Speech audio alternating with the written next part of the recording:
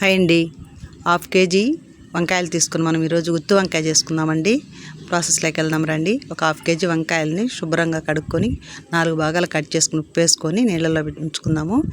అలాగే ఈ యొక్క కర్రీస్ కావాల్సినటువంటి పదార్థాలన్నీ చూసేయండి. పల్లీలు, ధనియాలు, ఎండు కొబ్బరి పొడి, నువ్వులు, అలాగే మినప్పప్పు చూడండి, టమోటాలు, ఉల్లిపాయలు, కొద్దిగా ధనియాలు, అందులోకి కాస్త చింతపండు కొంచెం అన్నీ తీసుకొని చూడండి, పదార్థాలన్నీ చూసేయండి ఒకసారి. మళ్ళీ ఇవన్నీ తీసుకొని ఒకసారి మిక్సీలో 1 by 1 వేయించుకొని వేసుకున్నామండి. ముందుగా మనము పచ్చెనగపప్పు, ధనియాలు, మినప్పప్పుని లైట్గా స్టవ్ సిమ్లో పెట్టుకొని వేయించుకుందాము. అలాగే ముందుగానే నేను పల్లీలు వేయించుకొని పొట్టు తీసి పెట్టుకున్నానండి. ఫైనల్లో వేసుకొని ఒకసారి అలాగా మిక్స్ చేసుకొని తీసేసి మనము మిక్సీ జారీలో వేసుకుందాము.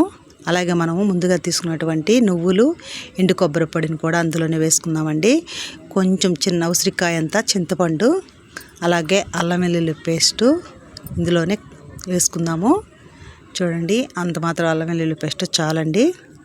అలాగే మనము కారాన్ని కూడా ఇందులో యాడ్ చేసుకుందాము.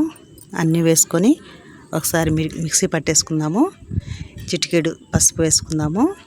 ఉప్పు అన్నీ వేసుకొని మెత్తగా రాకూడదండి, కొంచెం బరగ్గా వేసుకొని పక్కన పెట్టుకుందాము. అలాగే టమోటాలు, ఉల్లిపాయలు సన్నగా కట్ చేసుకొని, ఇంకా సన్నగా కట్ చేసుకోండి. అన్నీ వేసి ఒకసారి మిక్స్ చేసుకుందాము. మిక్స్ చేసుకొని వంకాయలని 4 భాగాలు కట్ చేసుకున్న అందులో స్టఫింగ్ చేసుకొని అన్నిటినీ, అలాగే మనం ఒక పాన్ పెట్టుకొని అందులో ఒక 4 స్పూన్లు ఆయిల్ వేసుకోవాలండి. కొంచెం ఎక్కువగానే వేసుకోండి. అందులోనే జీలకర్ర, పోపు దినుసులు, కరివేపాకు వేసుకొని ఈ స్టఫింగ్ చేసుకున్నటువంటి వంకాయలన్నిటిని కూడా 1 by 1 వేసుకొని స్టవ్ సిమ్లో పెట్టుకొని ఒకసారి అన్నీ వేసేసుకొని మూత పెట్టుకుందాము.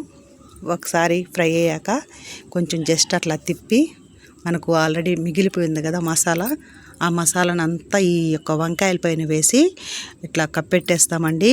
కప్పెట్టేసి నీట్గా ఈ మసాలా వేసినటువంటి మిక్సీ జార్లోని, ఈ పళ్ళెంలోని మనము ఒక మీడియం సైజు గ్లాస్తో వాటర్ తీసుకొని ఇందులో పోసుకుందామండి.